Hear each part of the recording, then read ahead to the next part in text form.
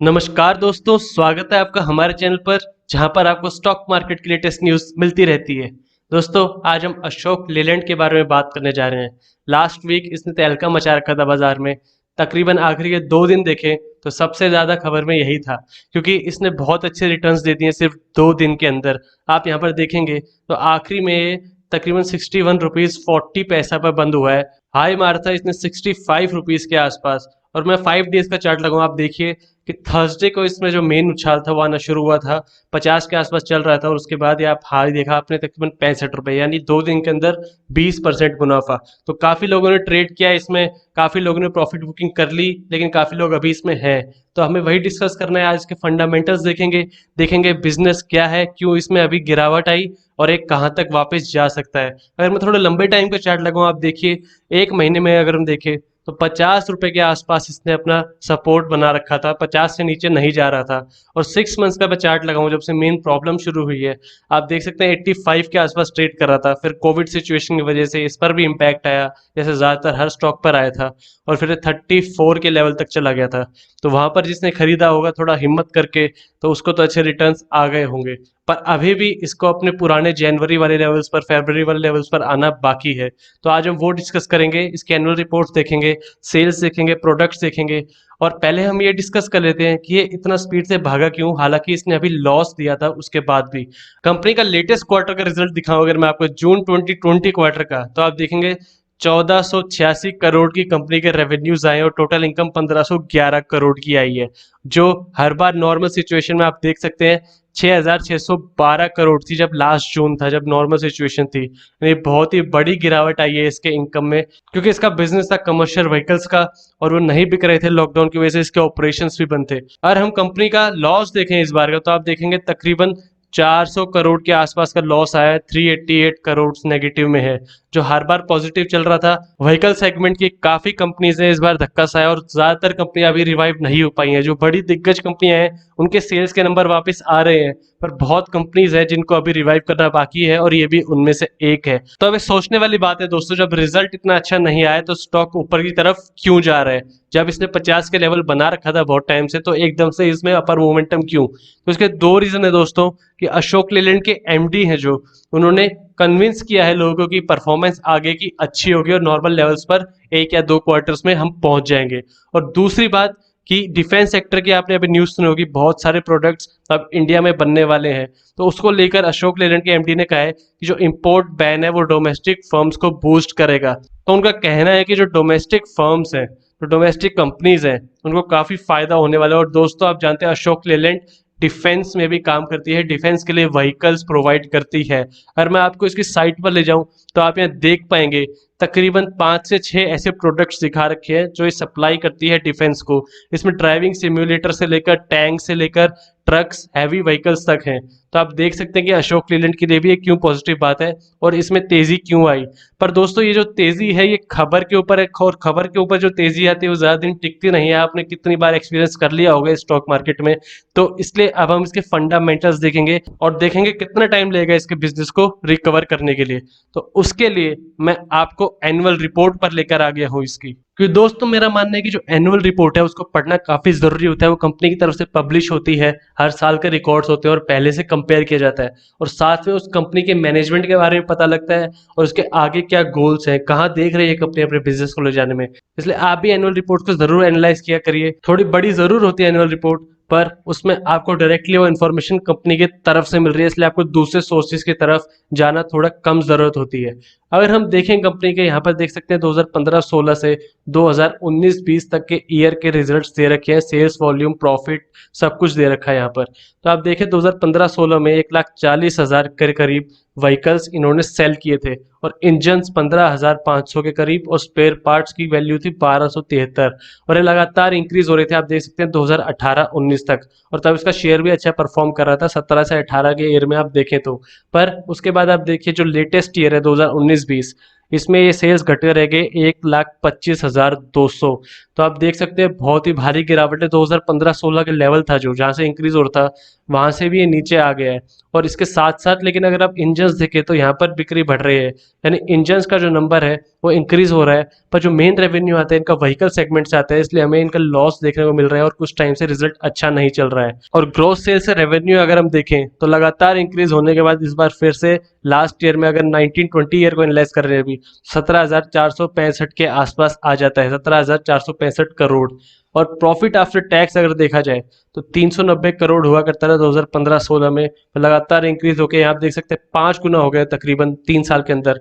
पर वो नंबर फिर 240 करोड़ आ गया है। यानी कंपनी की हालत इस क्वार्टर में ही नहीं बल्कि लास्ट जो ईयर है उसमें पिछले 2 या 3 क्वार्टर से आप देख सकते हैं हालत थोड़ी खराब चल रही है कंपनी की। और कंपनी ने नीचे बताया एनुअल रिपोर्ट में कोविड सिचुएशन जो Q3 से शुरू हुआ था, आप जानते हैं उस समय कोविड फैलना शुरू हुआ था, तो वहां से कंपनी की डिसरप्शन आया सेल्स में और उसका रिजल्ट हमें यहाँ देखने को मिल रहा है। हालांकि जो मार्च था वहां पर लॉकडाउन जस्ट शुरू हुआ था, यानी अप्रैल और मई क्वार्टर सबसे ज्यादा इम्पैक्ट होने थे, पर उसके पहले भी कंपनी 4 या 5 महीने से स्ट्रगल कर रही थी। तो ये बात देखने वाली दोस्तों की अगर हमें पुराने लेवल्स पर चाहिए कंपनी तो उसकी सेल भी पुराने लेवल पर आनी चाहिए। और इसमें मुझे अभी अगर हम 1,74,000 भी नॉर्मल माने तो इसमें तकरीबन 50,000 का गैप है। तो आप देख सकते हैं काफी लंबा रास्ता तय करना है कंपनी को अभी। और दोस्तों कमर्शियल व्हीकल की पूरी सेल सेगमेंट वाइज ये रखी है कि कहाँ पर गिरावट रही है 1920 में, और वही कंटिन्यू होती दिख रही है अब। तो 29% ईयर ऑन ईयर ड्रॉप दिखाया गया है टोटल इंडस्ट्री वॉल्यूम में अगर आप देखें तो। जो 20% ड्रॉप आप देखेंगे लाइट कमर्शियल व्हीकल्स में जो छोटी जीप्स होती हैं उनमें, और 42% ड्रॉप है medium and heavy commercial vehicles, यानी आप बड़े बस और ट्रक को इसमें इंक्लूड कर सकते हैं। तो सबसे ज्यादा गिरावट आपको 42% देखने को मिल रही है मीडियम और हैवी कमर्शियल व्हीकल्स में। और जो सीवी एक्सपोर्ट है, कमर्शियल व्हीकल का एक्सपोर्ट है, वो भी 39% नीचे गिर गया। यानी कंपनी को डोमेस्टिक नहीं बल्कि एक्सपोर्ट साइड से भी दूसरी कंट्रीज से भी थोड़ी मार झेलनी पड़ रही है, और उसका कंबाइंड रिजल्ट हमें देखने को मिलता है कि प्राइस नीचे आ रहा है। यहाँ अगर आप वैल्यू देखें तो कंपनी ने 71,000 के आसपास medium and heavy commercial vehicles बेचे हैं डोमेस्टिकली, और उसमें 18,000 के आसपास मीडियम एंड हैवी बसेस हैं, 53,000 के आसपास ट्रक्स है। यानी जो ट्रक्स का बिजनेस है वो ज्यादा रेवेन्यू देता है, और इसमें डिफेंस व्हीकल्स भी इंक्लूडेड है। और इस नंबर को आप कंपेयर करोगे तो 45.9% डाउन है पिछले ईयर से। और लो कमर्शियल व्हीकल की सेल 46,646 है जो 14% फिर नीचे गिरी है। तो सारे सेगमेंट्स गिर रहे हैं आप देख सकते हैं। और ट्रक्स जो है कंपनी के रेवेन्यू को सबसे ज्यादा बूस्ट करते हैं। दोस्तों आप जानते हैं कोविड में इंफ्रास्ट्रक्चर कंस्ट्रक्शन दोनों कंपनीज रुकी हुई हैं, और उनके सामान लाने ले जाने में भी अशोक लेलैंड के ही व्हीकल्स यूज होते हैं। तो जैसे जैसे वो सेक्टर बूस्ट करेगा, पावर का सेक्टर, कंस्ट्रक्शन सेक्टर, ये सब सेक्टर बूस्ट करेंगे तो यहाँ भी आपको एक इंक्रीज देखने को मिल सकता है। तो आप इन दोनों को साथ लेकर चल सकते हैं एनालाइज करने के लिए। कंपनी के अगर हम एसेट्स देखें तो पहले नॉन करंट एसेट्स दे रखे हैं, इनकी वैल्यू अभी पूरी तरीके से अनुमान नहीं लगाया जा सकता, लेकिन प्रेजेंट में इनके पास प्रॉपर्टी प्लांट एंड इक्विपमेंट सब मिलाकर 7,400 करोड़ के आसपास है। इन्वेस्टमेंट्स 2,720 करोड़ पे स्टैंड कर रहे हैं अभी, और लोन्स और अदर फाइनेंशियल एसेट्स 102 करोड़ पर है, और इनकम टैक्स एसेट्स 746 करोड़। तो total non current assets company के पास 10,960 करोड़ के आसपास आ जाते हैं, लगातार इंक्रीज हो रहे हैं ये भी। और नॉन करंट एसेट्स की आप बात करें इसमें inventories, investments, trade receivables, cash सब कुछ आ जाता है। सबसे ज्यादा जो इंक्रीज हमें देखने को मिल रहा है आप ये देख सकते हैं कि loans and other financial assets में ही देखने को मिल रहा है, बाकी सब अमाउंट लगभग सेम है। कैश एंड कैश बैलेंस आप देखिए 1,600 करोड़ के आसपास थी 2015-16 में, और अब 1,300 करोड़ रह गई है। तो यहाँ भी आपको एक नेगेटिव फैक्टर देखने को मिल सकता है। तो टोटल एसेट्स कंपनी के पास हो गए हैं 16,390 करोड़ तक के। और कंपनी की टोटल लाइबिलिटीज की बात हम करें तो 12,774 करोड़ से अब 16,390 करोड़ हो गई है। तो लाइबिलिटीज में हमें अगर पिछले साल से कंपेयर करें तो थोड़ी गिरावट देखने को मिल रही है। 16,390 करोड़ है जो पिछली बार 18,224 करोड़ थी। और अर्निंग पर शेयर आप देखिए लगातार इंक्रीज होने के बाद 1.37 से 6.76 तक जाने के बाद सिर्फ 0.82 था लास्ट ईयर। तो बहुत निराशाजनक था इन्वेस्टर्स के लिए जिन्होंने लास्ट ईयर इन्वेस्ट किया है, जो लंबे समय से इन्वेस्ट है, लेकिन उनको उम्मीद थी। तो लास्ट ईयर काफी अच्छा परफॉर्मेंस नहीं दिया है कंपनी ने। अब हम कंपनी के वैल्यूएशन, प्रॉफिट लॉस और बाकी पीयर से इसको कंपेयर कर लेते हैं। स्टॉक का पीई क्या चल रहा है, इंडस्ट्री का पीई क्या चल रहा है, ये सब देखा जाएगा अब। तो 18,000 करोड़ के आसपास मार्केट कैप है। करंट प्राइस हमने अभी देखा 61.60 के आसपास है। और डिविडेंड यील्ड, कंपनी डिविडेंड बहुत कम देती है इसलिए 0.81% ही है। सेल्स ग्रोथ आप देखिए अगर लास्ट 3 ईयर देखें तो नेगेटिव जा रही है। तो आप ग्रोथ चाहेंगे किसी भी कंपनी से, पर यहाँ आपको नेगेटिव देखने को मिल रहा है, तो ये थोड़ा डिसअपॉइंट करने वाला नंबर है। पर अभी इसमें खरीदारी इसलिए हो रही है क्योंकि दोस्तों आप मान सकते हैं काफी चीप वैल्यूएशन मिल रहा है, और शॉर्ट टर्म के लिए नहीं, आप 2 से 3 क्वार्टर अगर रुकना चाहें तो रुक सकते हैं इस शेयर में, क्योंकि अभी सेल्स के नंबर इंप्रूव होते दिखेंगे, क्योंकि अभी मिनिमम रहे हैं, तो इंप्रूव होने से शेयर में आपको थोड़ा बहुत मुनाफा हो सकता है। और टोटल पहले वाले लेवल पर आने में थोड़ा टाइम लग सकता है दोस्तों, कि हमने अभी सेल्स नंबर देखे कि ड्रास्टिकली गिर गए हैं पिछले 1 साल के अंदर। अगर हम कंपनी को पीयर से एनालाइज करें, आप देखेंगे Tata Motors DVR, Force Motors, SML, Isuzu, इन सब कंपनी से इसका कंपटीशन है। और मार्केट कैप में आप देखिए सेकंड नंबर पर आती है, टाटा मोटर्स हाईएस्ट नंबर पर आती है। उसके भी कुछ अच्छे रिजल्ट्स नहीं आए थे इस बार, पर बताया जा रहा है अब वो थोड़ा रिवाइव कर रही है यूके और यूरोप कंट्रीज में। तो और नीचे जो क्वार्टरली रिजल्ट्स हैं उसमें सेल्स आपको हर क्वार्टर के देखने को मिल रही है। हमने अभी पीछे कंपेयर किया था, जो सेल्स का नंबर था वो ईयरली था, और आप क्वार्टरली देखेंगे तो देखिए कि जून 2019 के बाद से लगातार डिक्रीज हो रहे हैं। नंबर 8000 के आसपास चल रहा था मार्च 2019 में, फिर जून में 5680, और सितंबर और दिसंबर में काफी ज्यादा गिर गया था, 4000 के करीब आ गया था।